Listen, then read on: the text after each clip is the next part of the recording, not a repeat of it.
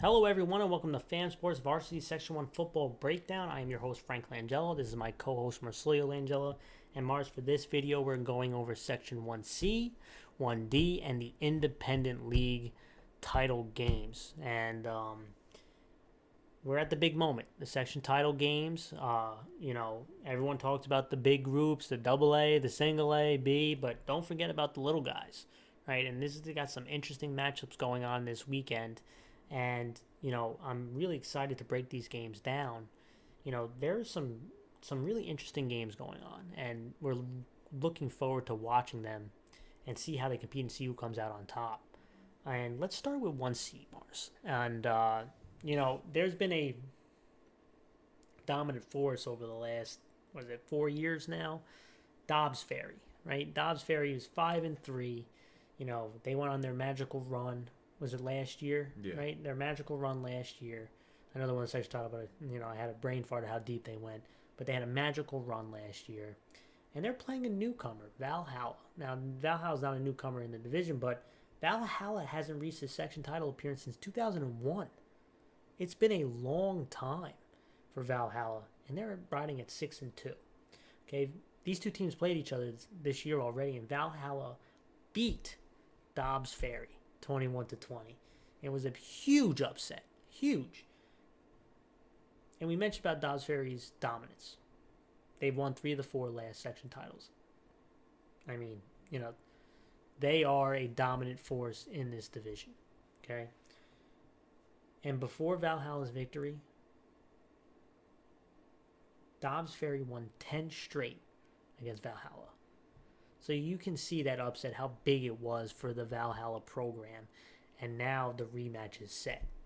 The dominant team over the past 5 years versus the newcomer who has had a great season this year.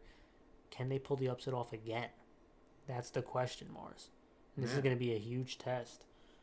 And let's start with Dobbs Ferry's offense. Okay? They like to run. They're a running offense, right, Mars?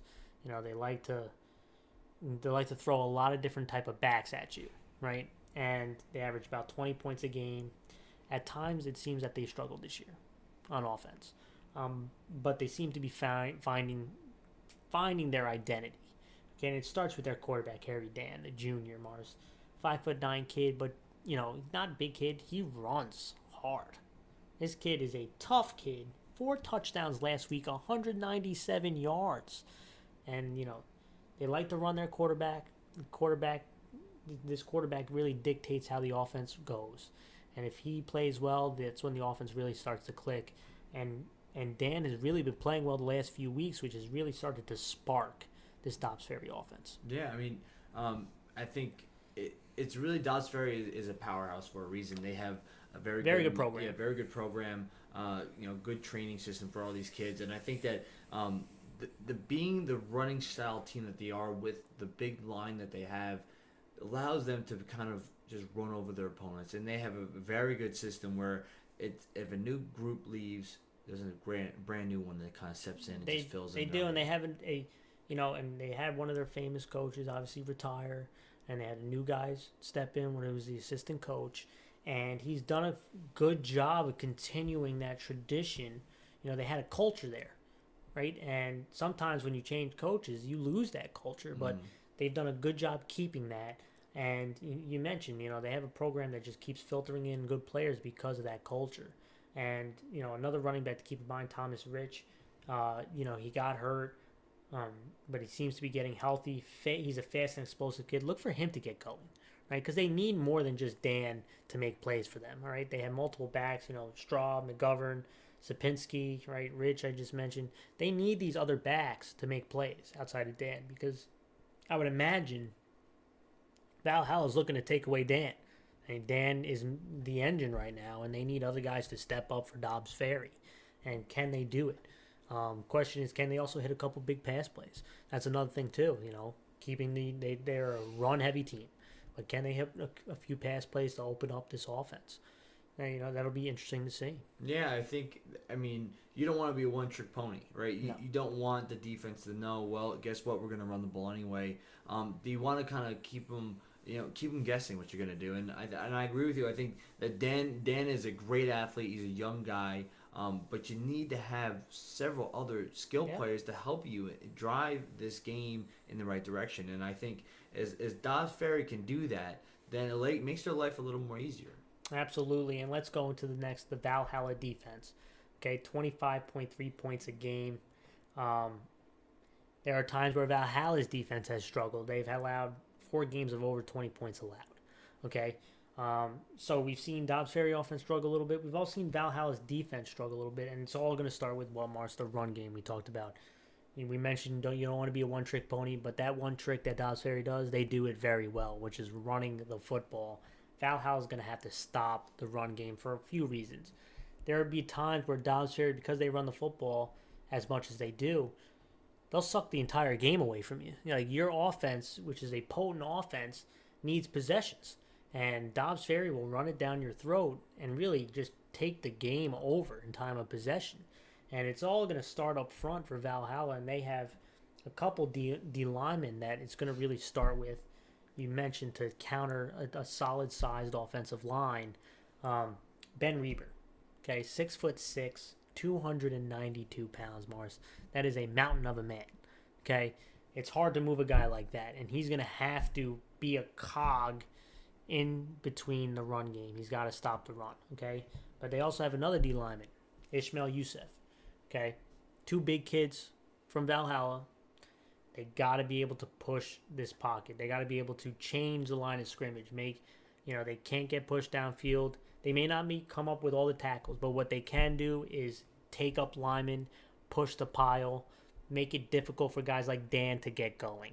Okay, that's going to be extremely important for Valhalla's defense. Yeah, I think that you kind of nailed it right on the head. The idea that you have to control the trench warfare, the trench battle, and if you have that with Reber and Youssef, it's going to be a lot easier. You have 2 massive individuals who are skilled in their positions, and Dobbs Ferry is going to try to run the ball. I mean, absolutely, there is no mistake. Yeah, it's been working all year. Why stop it?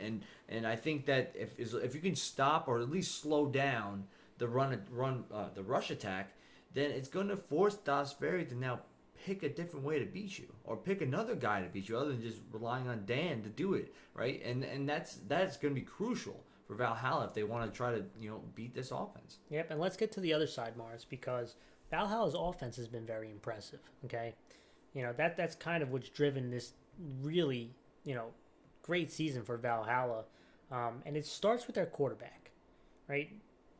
We mentioned, I didn't get to mention, they average 26.4 points a game, 5 games of over 21 points. So, they know how to put up points. And I mentioned the quarterback, Michael Dawson, the young sophomore quarterback, 5'10", 170 pounds. I really like watching this kid play. He's elusive in the pocket. He's a guy who's he's got a smoothness to him, but he's not easy to get down, right? A lot of people, reaching for him, grabbing for him. He's not easy to get down. He stands tough in the pocket. And he has a really nice touch on his ball. It's not so much a rocket arm, okay, but he's got good touch. He knows where to put the ball.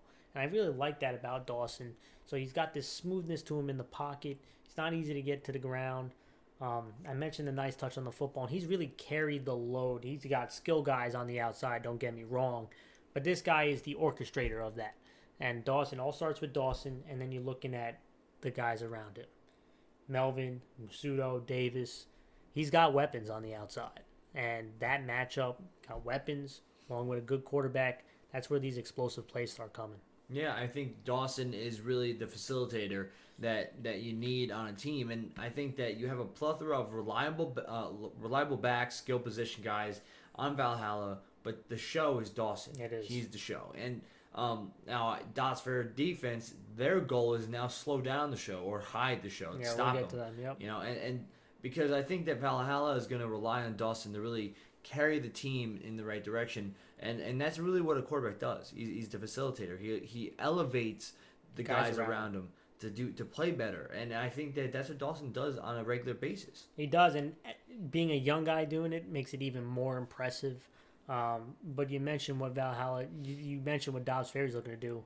What Valhalla needs to do is protect Dawson. Right? I mentioned that he is elusive in the pocket, but you don't want him to get crunched. And Dobbs Ferry has the D lineman to do that. So you need to protect him. It starts up front. Dawson, he can make plays, man. You just got to give him time. And if Valhalla can do that, I can see them moving the ball.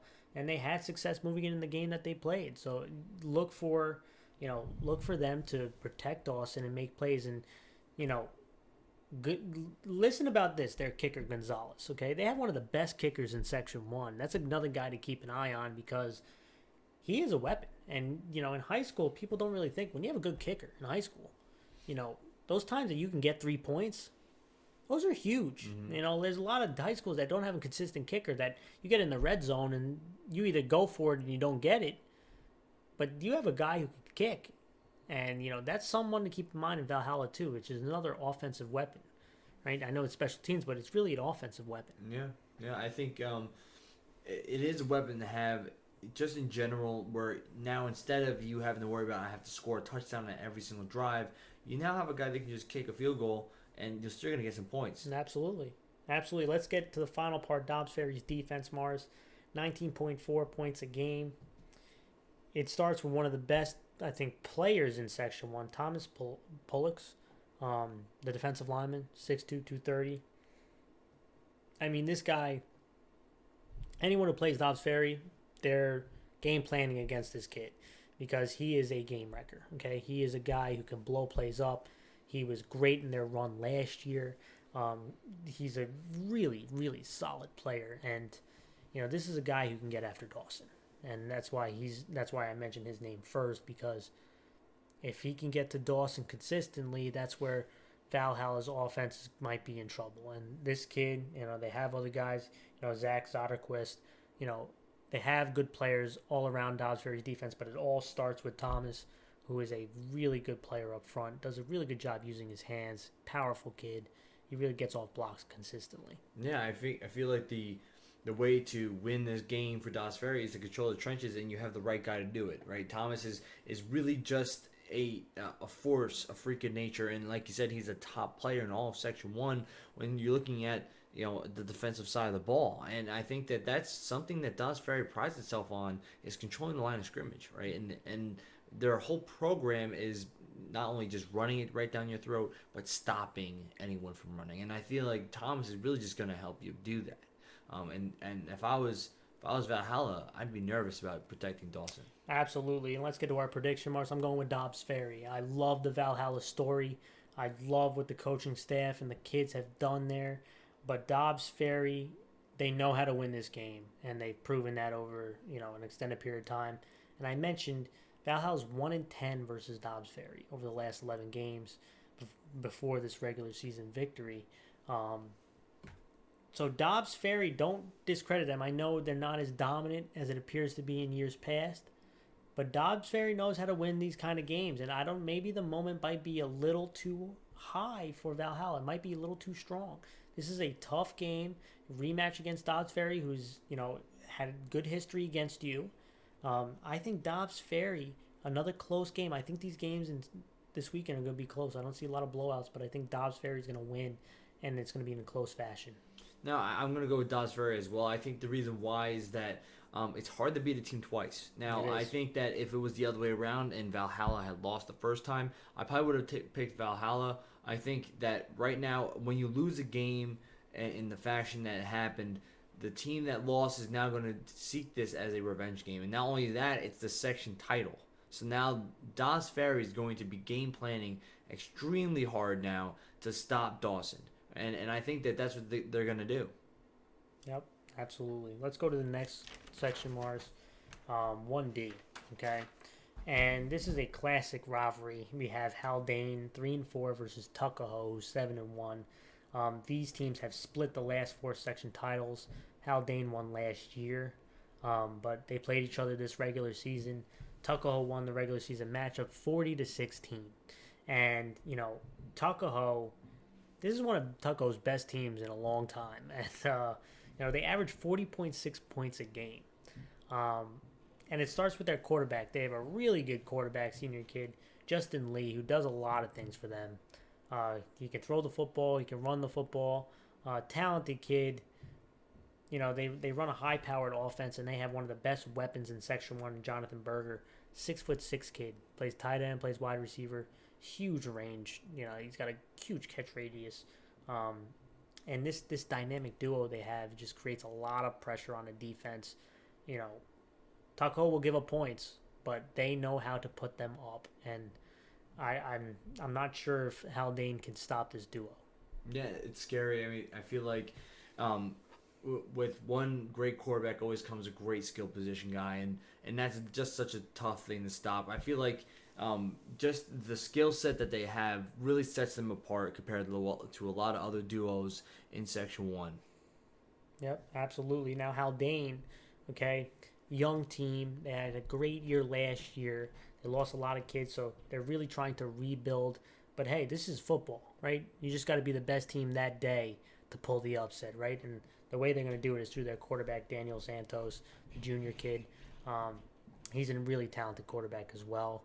The only issue that I have is Haldane has a lot of young players against Tucko, which is a very senior-heavy team with a lot of talent.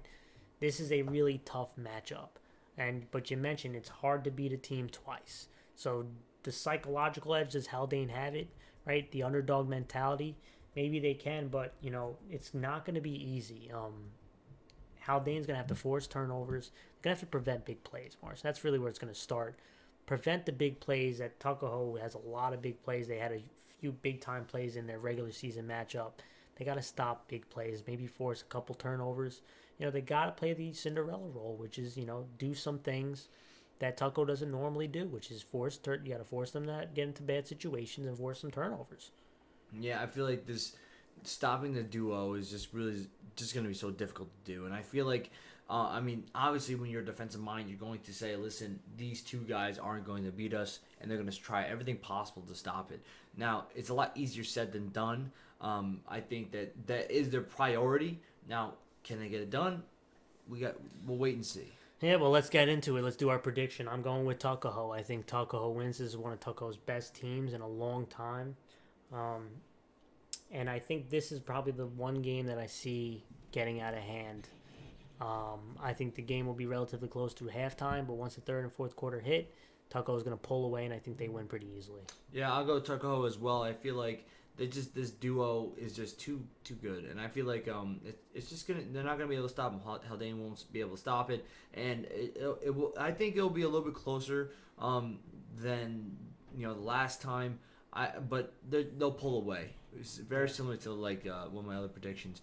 I think it'll be a 10-point victory. All right, 2-score victory. Yep.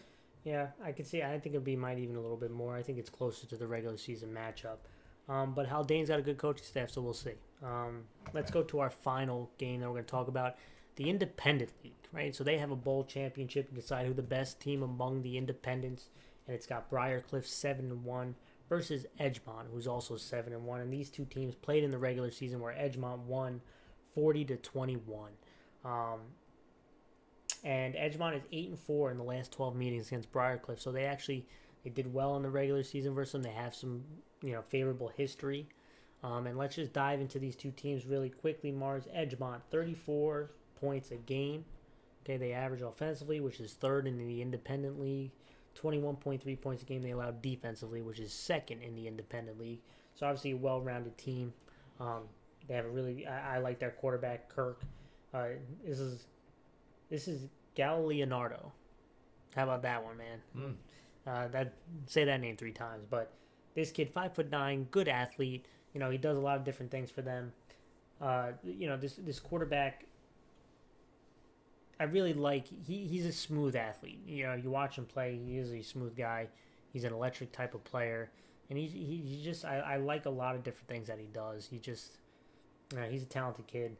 But the guy I really love on this Edgemont team is their running back, Jake Rosen. He is one of the most underrated backs in Section 1 Independent, but he's an underrated back. I mean, this kid is explosive. This kid is not small. He runs hard. I really like this running back. He is a talented guy. He doesn't get a lot of notoriety because they're playing in a small school like Edgemont. But this kid is a talented kid. I spoke about him a few times over the season. This kid is the most dangerous player on Edgemont, and if they get him rolling, it's hard to beat this Edgemont team. Yeah, I think Edgemont's just well-rounded, and obviously following the lead of Rosen, it's really going to be tough to stop them. I think just in general, they don't really have too many weaknesses on this team. No, they don't. Now Edgemont, it feels like they've kind of hit a little bit of a roadblock. Let's go into Briarcliff, Mars, which is a team that is rolling, and that they average 34.5 points a game, which is number one, tied for first in the independent league. 6 games of 30-plus point games. I mean, they know how to put up points. They run a high-tempo offense. They love to pass it. They love to run with the quarterback. They average 19 points a game defensively, which is also number one in the independent league. So Briarcliff is a well-rounded team as well. And I mentioned the quarterback. It all starts with Nick Reich. Love this kid as quarterback. I mean, he can sling the rock. He can run. He plays defense. I mean, this guy is an all-around player. He's the best player on Briarcliff, in my opinion. The buck stops with him because they have a lot of playmakers on the outside. This kid makes plays for everybody. I mean, he runs the ball. I think he's their best runner. That's how talented this guy is because, he's got this run-pass option that he does. He can scramble. I mean, this kid's a tall kid. He glides on the field. I really like this quarterback in Nick Reich. Yeah, I think, we just mentioned Edgemont being well-rounded. Briarcliff is even more well-rounded. I mean, they're the top tier. They have 16 to 30 points a game, which is. I mean, with a high-tempo offense, usually that's expected. But the fact that they are a top defense as well is, that's scary. Yep. You can usually a lot of times you always trade off being the top defense when you have a high-tempo offense, but not especially with kids playing both ways. Yeah. So, but let's talk about the skill position, Morris. They have weapons, and it's not. Nick has a lot of arsenal to work with. Starts with Jackson Morrow, who is a talented wide receiver. He makes difficult catches look really easy. And I really love watching this kid. He's got a big catch radius. He makes some really tough catches. Not overly fast. They're not going to blow you away with their speed, but they're big body receivers who, they are tough to match up with because they have such good range on their, catch radius that, you could be in good coverage and they'll still make plays. And they did it all season long. It starts with Jackson Morrow, but they also have Savage or Spoli. I mean, they have guys who really, Morrow is one of my favorite to watch, but they have other guys too that just, they just make play. They make difficult catches, and you think you have them covered. You have guys that are in their body, but they still just they moss people. I mean, that's how talented these guys are at catching the ball. Yeah, they just have so many guys that they can go to. They're loaded with talent. They're just all around, scary individuals that they have in this team, and they could do all different aspects of such a high-powered offense. Absolutely. And let's get to our prediction, Mars. I'm going with Briarcliff. I know Edgemont beat them earlier in the year. Edgemont is a talented team. I love their running back, like I mentioned. But I think it's going to be a little different than when the first time they played. I think Briarcliff is on an upward trajectory. They're coming together better, and I think Edgemont has kind of hit a little bit of a roadblock. So I'm going with Briarcliff. Again, I find this to be a high-scoring game. It's going to be a close one. All the independents score a lot of points. This is going to be another high-scoring, and I think Briarcliff pulls it away. Yeah, I agree too. I think the fact that they have 6 games of 30 points a game is not gonna. It's obviously going to show that they're going to probably do it again. And I think that when you have so many weapons on this team, it's going to be hard to stop them all. Absolutely. All right. So we both got Briarcliff. Yep. All right, that was our show, guys. We appreciate everyone tuning in. We hope you guys enjoy this weekend. Let us know who you think are going to win these section title games. We hope you have a great weekend and a good night.